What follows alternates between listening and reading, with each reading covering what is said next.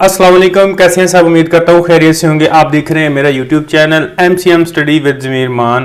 तो बहुत से स्टूडेंट्स की फरमाइश पर जो है वो मैं ऑर्गेनिक केमिस्ट्री के टॉपिक्स की सीरीज़ शुरू करने जा रहा हूँ, यानी कि ऑर्गेनिक केमिस्ट्री के ऊपर कंप्लीट वीडियोस जो हैं वो आपको मिलेंगी स्टेप बाय स्टेप। ठीक है, तो आज हम शुरू करेंगे ऑर्गेनिक का जो इंट्रोडक्शन है।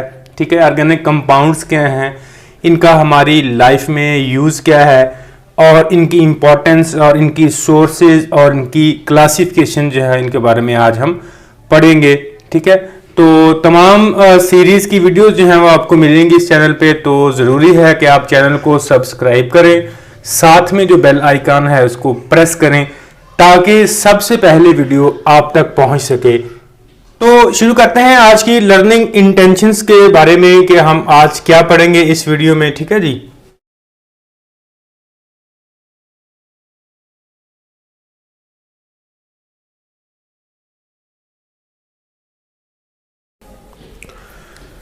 तो जैसा कि मैंने बताया कि हम ऑर्गेनिक केमिस्ट्री की सीरीज शुरू करने जा रहे हैं, तो ऑर्गेनिक केमिस्ट्री के तमाम टॉपिक्स की वीडियो बनाएंगे। तो आज की हमारी जो लर्निंग इंटेंशंस हैं उनको एक नज़र देखते हैं। सबसे पहले आज हम पढ़ेंगे कि ऑर्गेनिक कंपाउंड्स जो हैं वो होते क्या हैं, इनका इंट्रोडक्शन। उसके बाद ऑर्गेनिक कंपाउंड्स जो हैं उनकी हमारी लाइफ में इम्पोर्टेंस क्या है। उसके बाद हम पढ़ेंगे सोर्सेज क्या है ऑर्गेनिक कंपाउंड्स जो हैं इनको हम कहाँ से हासिल करते हैं। ठीक है जी, उसके बाद एंड पे जो है वो ज़रा डिटेल टॉपिक है क्लासिफिकेशन। ठीक है, यानी ऑर्गेनिक कंपाउंड्स जो हैं इनकी क्लासिफिकेशन कैसे की जाती है। ठीक है, तो बहुत से स्टूडेंट्स जो हैं ऑर्गेनिक केमिस्ट्री से भागते हैं, ये मुश्किल है। ठीक है, लेकिन ऐसा कुछ भी नहीं है, आपको स्टेप बाय स्टेप जो है वो हर वीडियो मिलेगी, तो इंशाल्लाह आपके लिए बहुत ही आसान होने जा रही है ऑर्गेनिक केमिस्ट्री। ठीक है, तो शुरू करते हैं अपनी वीडियो को। तो इंट्रोडक्शन में क्या है कि इंट्रोडक्शन में एक्चुअली आज से 200 साल पहले यानी 200 ईयर्स अगो ये बात मानी जाती थी कि जो ऑर्गेनिक कंपाउंड्स हैं ये सिर्फ नेचुरल हैं, इनको यानी लेबॉर्ट्री में सिंथेसाइज नहीं किया जा सकता। ठीक है, यानी 200 साल पहले ये बात मानी जाती थी। लेकिन उसके बाद एक साइंटिस्ट जो है वो आया, वो कौन था? वो था फ्रेडरिक वोलर, यानी उसको हम F वोलर कहते हैं। फ्रेडरिक वोलर ने क्या किया? फ्रेडरिक वोलर ने आकर कहा ऐसा बिल्कुल नहीं है, हम ऑर्गेनिक कंपाउंड्स जो हैं उनको इन ऑर्गेनिक कंपाउंड से जो है वो सिंथेसाइज कर सकते हैं, और इस थ्योरी को नाम दिया गया वाइटल फोर्स थ्योरी। ठीक है जी, वाइटल फोर्स थ्योरी। जब मैमल यूराइन से जो है वो ऑर्गेनिक कंपाउंड्स यूरिया को तैयार कर लिया, तो तब ये बात साबित हो चुकी थी कि इन ऑर्गेनिक कंपाउंड से ऑर्गेनिक कंपाउंड्स जो हैं वो बनाए जा सकते हैं। तो ये था थोड़ा सा लिटिल बिट जो है इंट्रोडक्शन है ऑर्गेनिक कंपाउंड्स का। उसके बाद हम आते हैं इम्पोर्टेंस पे, नंबर 2 पे। इंट्रोडक्शन के बाद हम आएंगे इम्पोर्टेंस पे। इम्पोर्टेंस क्या है हमारी लाइफ में? इम्पोर्टेंस इनकी ये है कि जितनी भी प्रोटीन्स हैं किसी भी जो है वो जानदार में, एंजाइम्स को ले लें, कार्बोहाइड्रेट्स को लें, लिपिड्स को लें, विटामिन्स को लें, न्यूक्लिक एसिड जिसमें DNA है, RNA है। ठीक है, तो ये सारे कंपाउंड्स जिनके मैंने नाम लिए हैं हमारी लाइफ में इनका बहुत अहम रोल है। तो ये सारे के सारे क्या हैं? ऑर्गेनिक कंपाउंड्स हैं। ठीक है जी, उसके बाद प्लास्टिक्स फाइबर्स जितने भी हैं, उसके बाद मेडिसिन्स वगैरह, पेंट्स वगैरह, तो ये सारे ऑर्गेनिक कंपाउंड्स ही हैं। मैंने जितने भी नाम लिए plastic, medicines, paints, RNA, DNA, vitamins, carbohydrates, ये सारे के सारे क्या थे कि ये वो कंपाउंड्स हैं जिनके बगैर लाइफ मुमकिन ही नहीं है, इनके बगैर लाइफ जो है वो रन ही नहीं कर सकती। तो ये सारे के सारे ऑर्गेनिक कंपाउंड्स हैं, तो इनसे आप इजीली समझ सकते हैं कि इनकी इंपॉर्टेंस क्या है हमारी लाइफ में ऑर्गेनिक कंपाउंड्स की। तो उसके बाद आते हैं कि इनके सोर्सेज क्या हैं।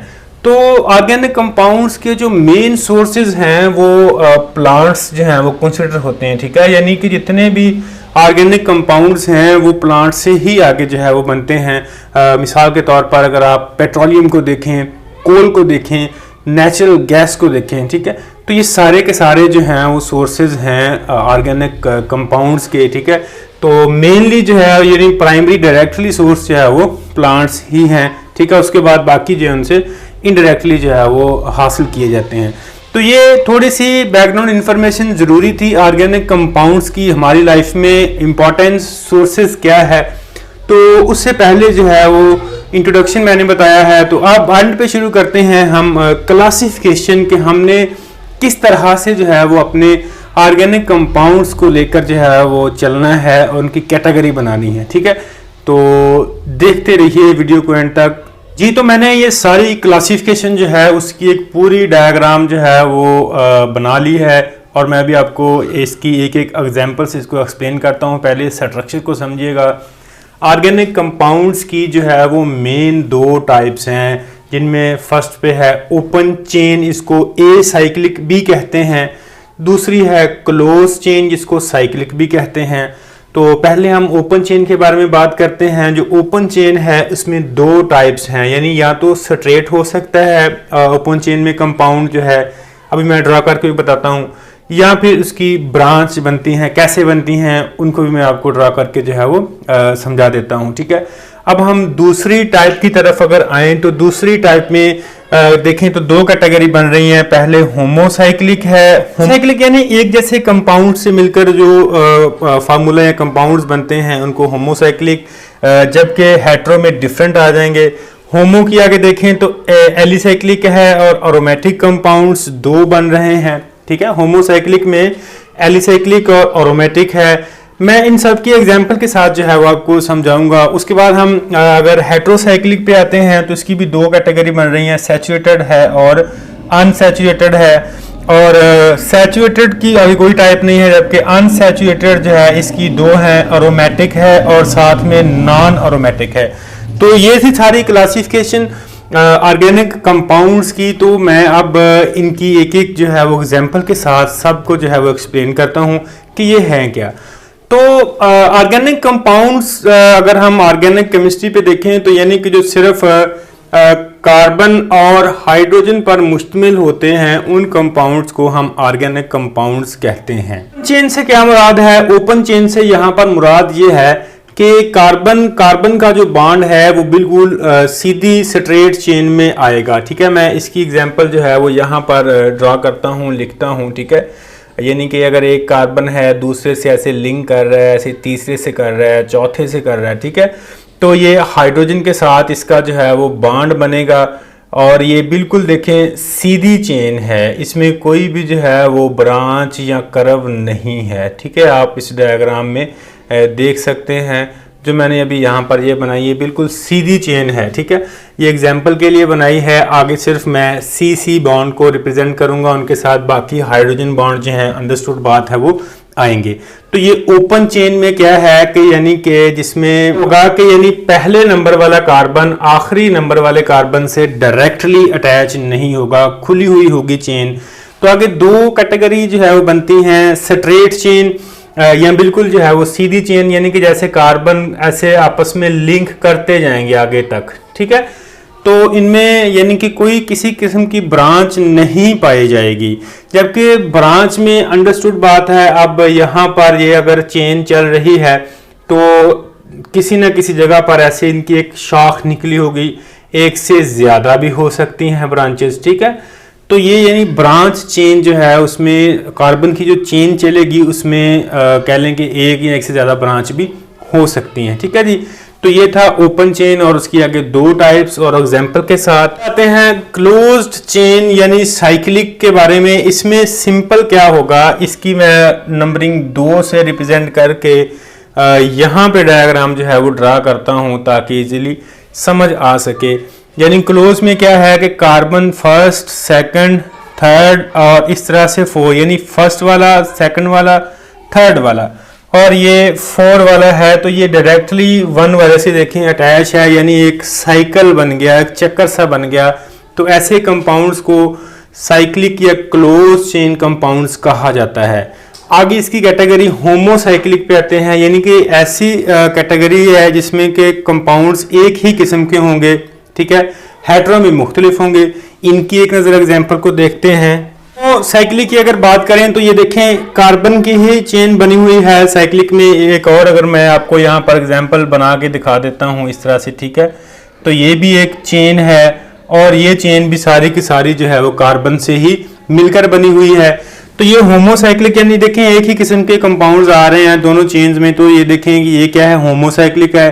हेटेरो में क्या होगा कि कहीं भी एक चेन पर जो है वो आगे जाकर एक कंपाउंड ऐसा इसके साथ अटैच होगा, यहाँ पर ये बॉन्ड नहीं होगा, जबकि ये बॉन्ड किसी तीसरे कार्बन या ये बॉन्ड डायरेक्टली बनने की बजाय क्या होगा कि ये किसी दूसरे कंपाउंड कार्बन के अलावा, यानी जैसे नाइट्रोजन है, हाइड्रोजन है, सल्फर है, फास्फोरस है, यानी कि उसमें एक आध जो है वो एलिमेंट ऐसा होगा कि जो उससे मिलता नहीं होगा। इसमें देखें सारे के सारे कार्बन है, इसमें एक जो है वो नाइट्रोजन भी आ गया, तो ये हेटेरोसाइक्लिक है।